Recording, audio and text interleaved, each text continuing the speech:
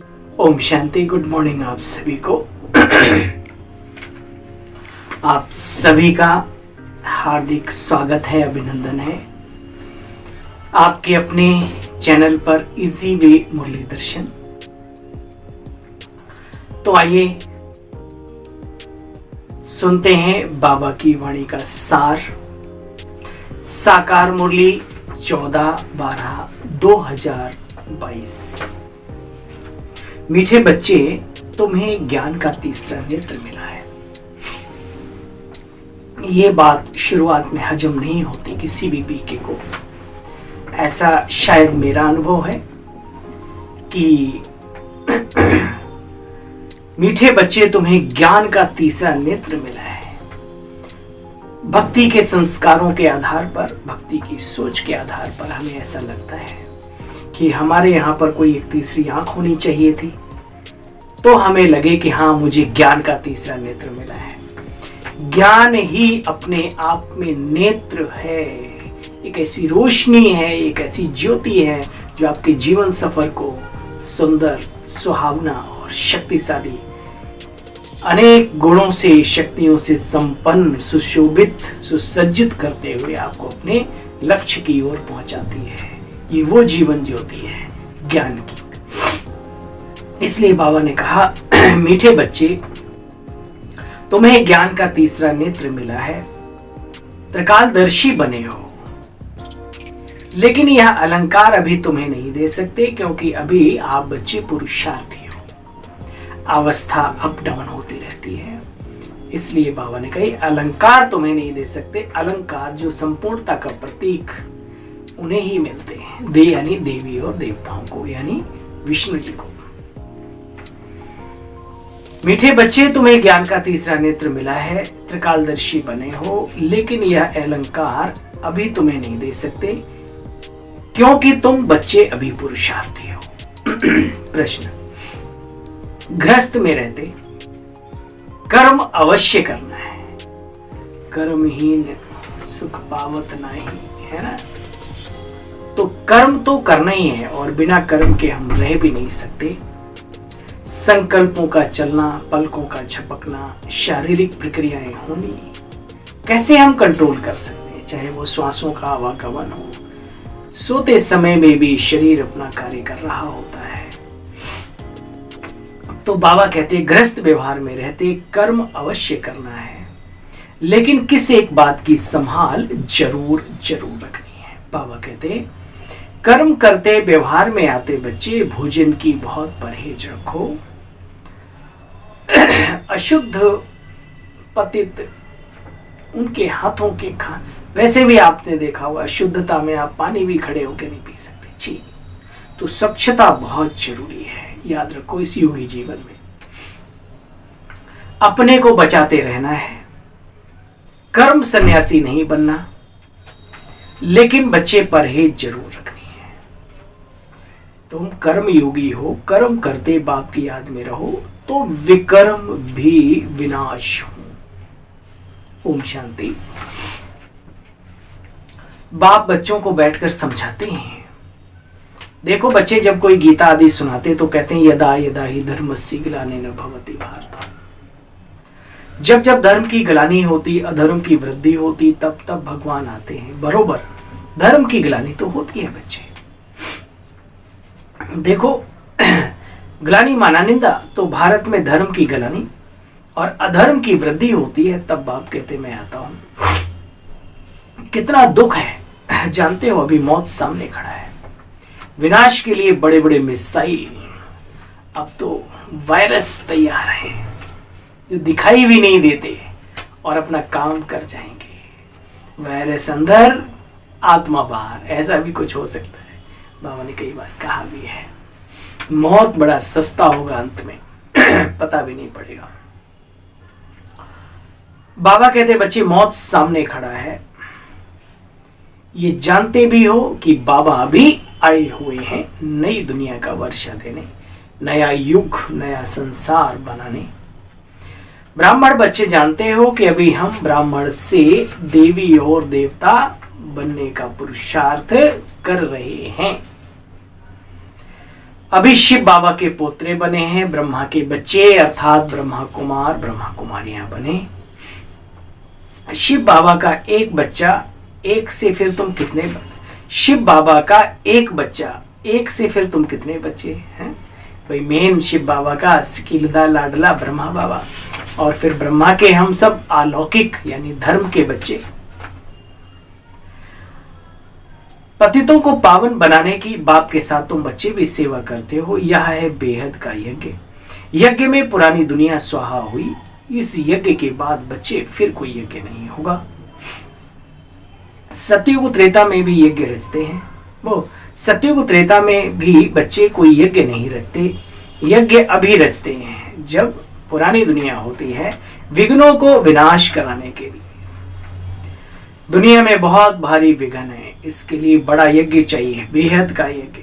बाबा कहते हैं ये बेहद का यज्ञ बेहद के बाबा ने रचा, इसमें सारी सामग्री स्वाहा हो जानी है। भोला भंडारी शिव बाबा को कहते हैं। यह शिव बाबा का यज्ञ है। उनसे हमें सृष्टि के आदि मध्य अंत की नॉलेज मिल रही है। तुम जानते हो हमको ज्ञान का तीसरा नेत्र मिला, अर्थात समझ मिली सृष्टि के आदि मध्य अंत की, आत्मा के स्वरूप की, परमात्मा के स्वरूप की, आत्मा के रहने का स्थान का पता पड़ा। शिव बाबा कहाँ रहता है उसका पता पड़ा। कैसे उससे कनेक्शन जोड़ा जाए और अपने इस मानव जीवन में सुख शांति का स्रोत प्रस्फुटित किया जाए, ये सारा का सारा ज्ञान अभी बाबा को बच्चों को मिला है। और बाबा के द्वारा बाबा ने कहा ज्ञान का तीसरा नेत्र मिला है। देवताओं को तीसरा नेत्र दिखाते हैं, परंतु यह है ज्ञान का तीसरा नेत्र जो आप ब्राह्मण बच्चों को मिलता है। बाकी अलंकार देवताओं को दिखा दिए हैं। क्यों? क्योंकि तुम बच्चे पुरुषार्थी हो। अभी ज्ञान में चलते चलते आगे बढ़ते बढ़ते साइड हो जाते हैं, सफर से भाग जाते हो, इसलिए फाइनल रिजल्ट वाले को उनको अलंकार दिखाए हैं। नहीं तो देवताओं के पास थोड़ी शंख चक्र गदा आदि, उनको क्या जरूरत है इन सब चीजों। ये वास्तव में आध्यात्मिक बातें हैं, पुरुषार्थ की बातें हैं। ये कथा है परमार्थ के पुरुषार्थ की, है ना, सुना महाभारत है। उसके बाद कितना अच्छा, ये कथा है परमार्थ के पुरुषार्थ की, सारथी बने, है ना, शिव भगवान। तो बाप कहते हैं बच्चे, ज्ञान सागर एक परमात्मा को कहा जाता है। बाबा कहते हैं मैं ही नॉलेजफुल हूं, तुमको नॉलेज मिल रही है, इसको ही अमर कथा भी कहते हैं।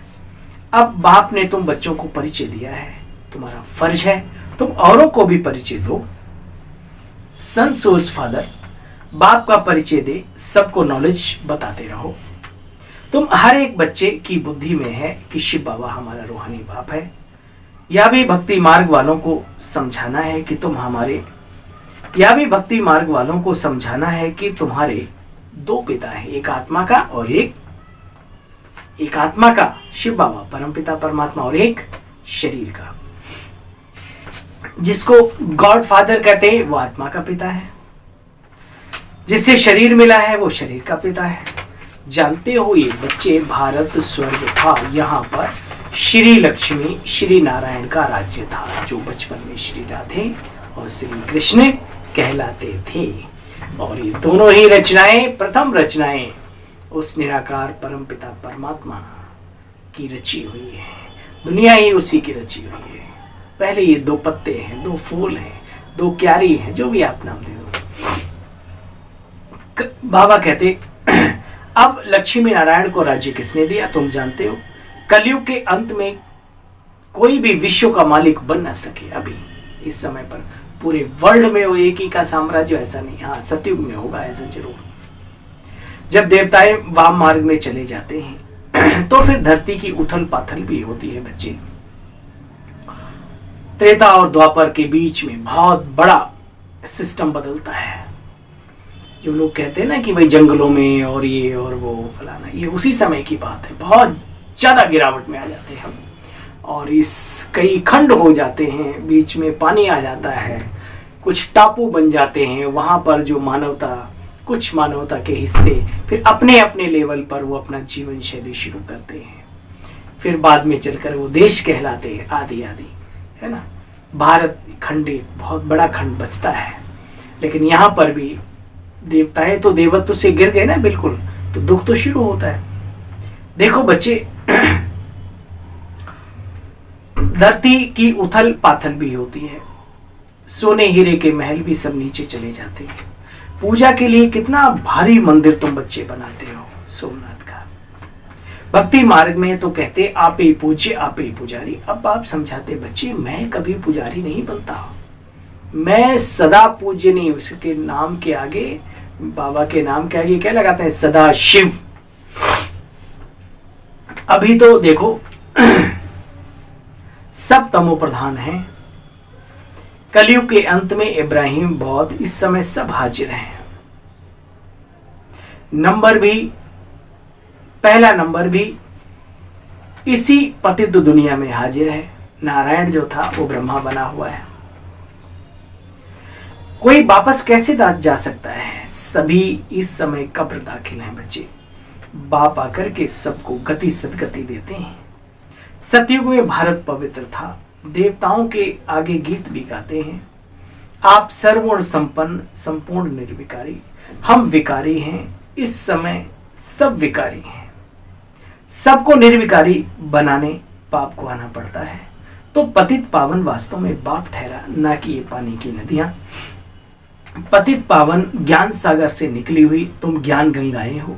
तुम्हें शिव शक्ति पांडव सेना भी कहा जाता है ना। बाबा ने सुमान दिया। बाबा की जो बच्चियां हैं ब्रह्मा कुमारी हैं, ये श्वेत वस्त्र धारणी है ब्रह्मा कुमारियां, है ना। जन जन का कल्याण करे, है ना, शिव की शक्ति है नारी।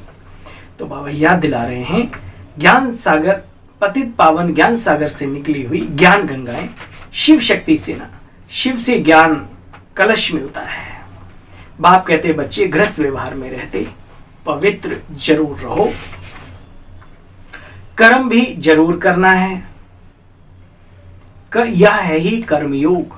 कर्म संन्यास तो हो न सके। अगर कर्म सन्यासी बनाते बाबा कहते जंगल में भाग जाओ सब। संसार में रहना है, संसार के घटनाक्रम में सहभागी बनना है, लेकिन पवित्र रह करके ब्रह्मचर्य मन वचन कर्म से पालन करते हुए, और अपने दैनिक जो भी कार्य हैं, है ना, ग्रोथ भी करनी है अपनी लाइफ में, औरों का भी भला करना है, बाबा का कार्य भी आगे बढ़ाना है, लेकिन पवित्र जरूर रहना है ना। अकर्मी नहीं बनना है। कोई बाबा ने ऐसा नहीं वही खाओ पियो पड़े रहो, नहीं। बाबा ने कर्म करना है, कर्म जरूर करना है। यह है ही कर्मयोग। कर्म संन्यास तो हो न सके। वह समझते घर में खाना नहीं बनाएंगे, भीख पर गुजारा करेंगे, इसलिए हम कर्म सन्यासी हैं। बच्चे तो फकीर ठहरे। अन्न तो विकारियों से ही, अन्न तो विकारियों का ही पेट में पड़ता है ना। अन्न तो विकारियों का ही पेट में पड़ता है, तो अन्न दोष लग जाता है। पतित घर से भल निकल जाते, फिर भी आकर के हिसाब किताब जो बनते हैं, तो पतितों के पास ही आके जन्म तो लेना पड़ता है ना। कहाँ जाएंगे? तुमको बच्चे तुमको भी अन्न असर करेगा, इसलिए अन्न की बहुत परहेज रखी जाती है। कोशिश करो पतित के हाथ का अन्न ना खाओ। खुद बनाओ, खुद खाओ अच्छे से, और खुद मेहनत भी इतनी करो जो खाया हुआ है उसका कणा दाने का हिसाब किताब पूरा हो जाए। इतनी सेवा करो, इतनी तपस्या करो, उस आत्मा को भी इतने वाइब्रेशंस दो। इसलिए परहेज रखी जाती है। बाबा कहते हैं जितना हो सके, ये अंडरलाइन करो, क्योंकि हर व्यक्ति की समस्याएं, हर व्यक्ति की परिस्थिति अलग अलग है। अब कोई आश्रम पे रहता है और वो भी इधर उधर चाट पकोड़े खाए, छी, या माउंट आबू में कोई रहता है, छी। हाँ, गृहस्थी में जो लोग रहते हैं उनमें भी मान लो कोई बहुत मजबूरी है, कहीं आप फंसे हो, आपको पानी पीना पड़ता है, आपको थोड़ी चाय पीनी पड़ती है, कोशिश करो, बोलो भाई हम थोड़ा साफ सुथरे से अपने आप बना सको तो और भी अच्छा है। मजबूरी बस। तो बाबा कह रहे, इसलिए बाबा कहते जितना हो सके अपने आप को सेफ रखो। बीमारियों से बचे रहेंगे, तन की और मन की भी कमजोरी से बचे रहेंगे, क्योंकि अन्न का प्रभाव मन पे बहुत बहुत बहुत पड़ता है। बाबा कहते बच्चे जितना हो सके अपने को बचाते रहो। अभी कोरोना काल आया है, बाबा के बच्चों की स्वच्छता बाबा के बच्चों के कितने काम आई है। जो गवर्नमेंट सिखाती थी, जो बड़े बड़े डॉक्टर कहते थे, बाबा के बच्चे ऑलरेडी पहले से ही कर रहे हैं, है ना, क्या बड़ी बात। तो बाबा कहते हैं देखो बच्चे, जितना हो सके अपने को बचाते रहो। कोई का तो बहुत झगड़ा भी हो जाता है, एक भाई ज्ञान में आता है, दूसरा नहीं आता, तो ऐसे बहुत केस होते रहते हैं।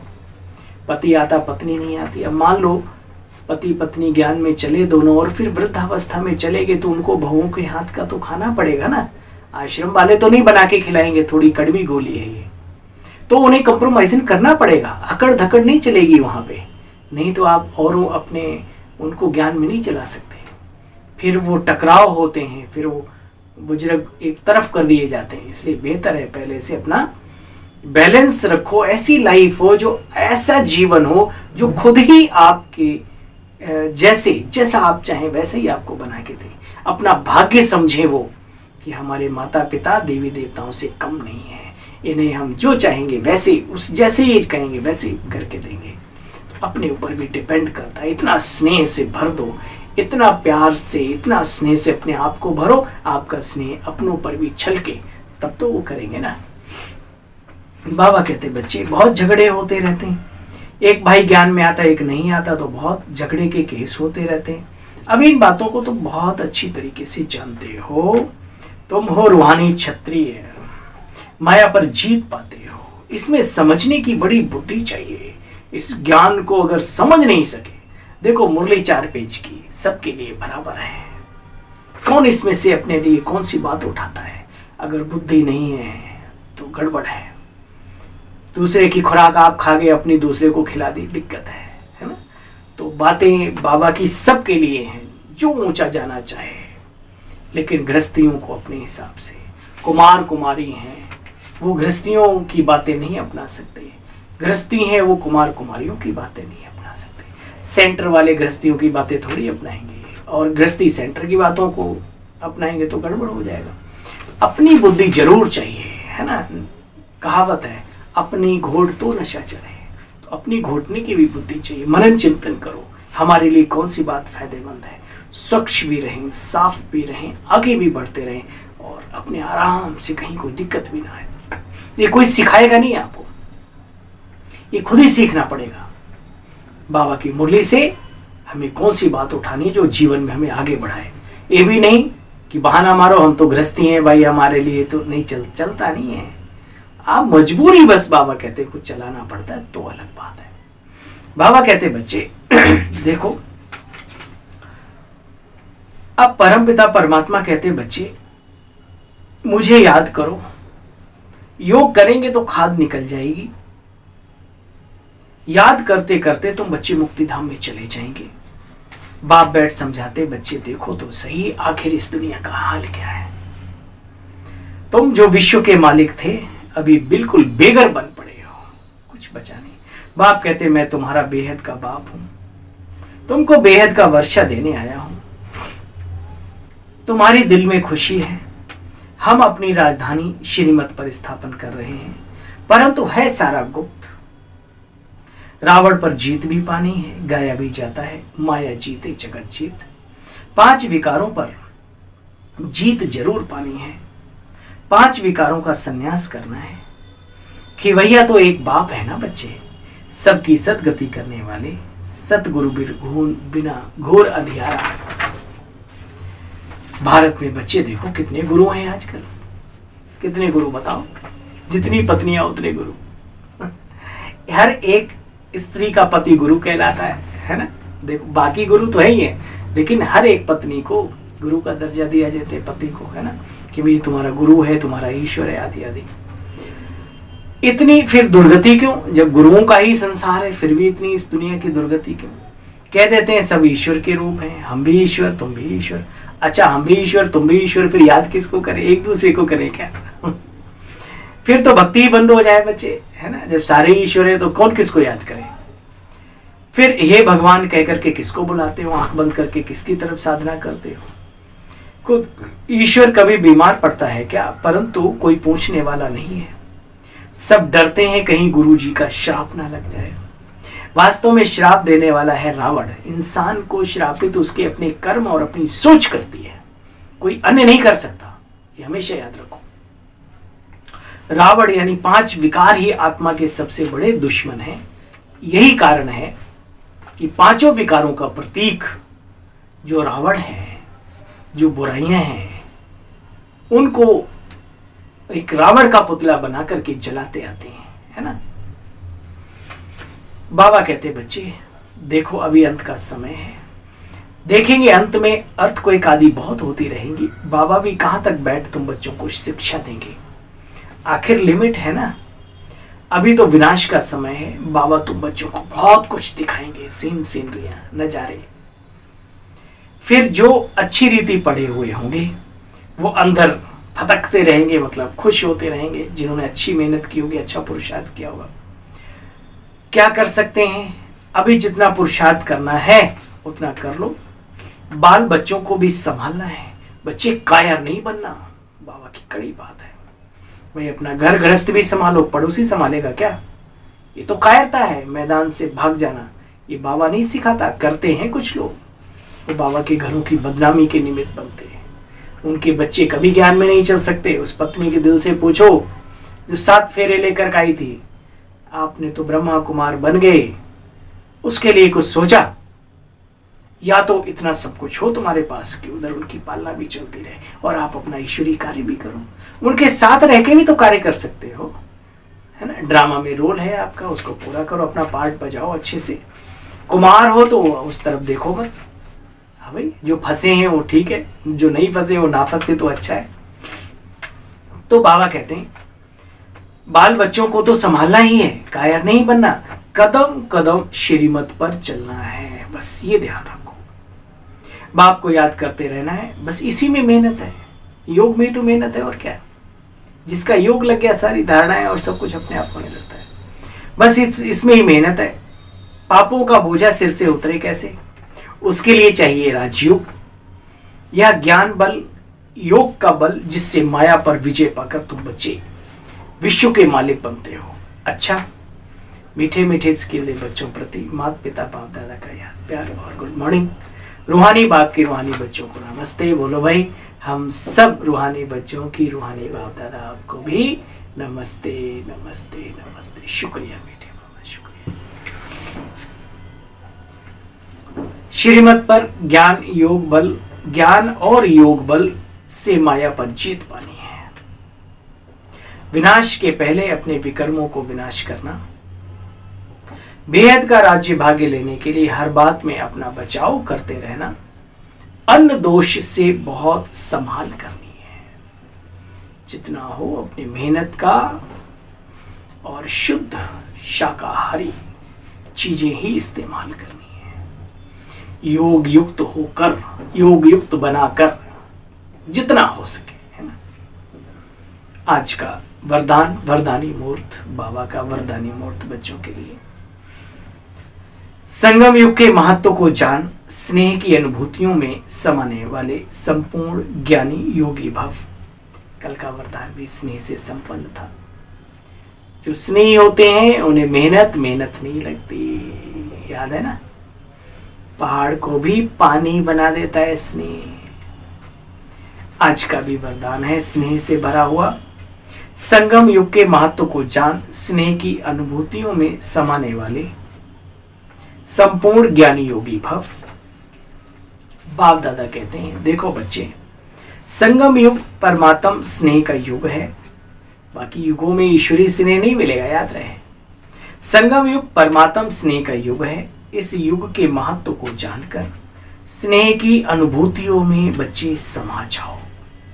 स्नेह का सागर, स्नेह के हीरे मोतियों की थालियां भर भर कर बच्चों को दे रहे। तो अपने को सदा भरपूर करो। जिसके अंदर ईश्वरीय प्यार होगा, स्नेह होगा, वो क्या देगा? छलकेगा तो स्नेह तो निकलेगा उसके अंदर से। जिसने अपने को भरा ही नहीं होगा वो देगा भी क्या? तो अपने को सदा भरपूर करो। थोड़े से अनुभव में कभी खुश नहीं हो जाओ। संपन्न बनो, संपन्न। ये परमात्म प्यार के हीरे मोती अनमोल हैं। इससे सदा सजे सजाए रहो, क्योंकि यह स्नेह ही योग है और स्नेह में समाना ही संपूर्ण ज्ञान है। ऐसे रूहानी स्नेह का सदा अनुभव करने वाले ही संपूर्ण ज्ञानी और योगी हैं। ईश्वरीय स्नेह के बंधन में बंधना बड़ा सौभाग्य है। स्नेह का सदा अनुभव करने वाले ही संपूर्ण ज्ञानी और योगी हैं। ठीक है, और आज का स्लोगन है हम सबके लिए, जो व्यर्थ की फीलिंग से परे रहता है, जो व्यर्थ की फीलिंग से परे रहता है वही माया जीत बनता है। जो व्यर्थ की फीलिंग से परे रहता है वही माया जीत बनता है। ओम शांति। थैंक यू बाबा, थैंक यू। ओम शांति। और थैंक यू बाबा के बच्चों का बहुत बहुत बहुत बहुत थैंक यू, शुक्रिया। ओम शांति, धन्यवाद। बस करते चलो प्रभु को याद, ना करो कभी किसी से फरियाद। ओम शांति। Good morning.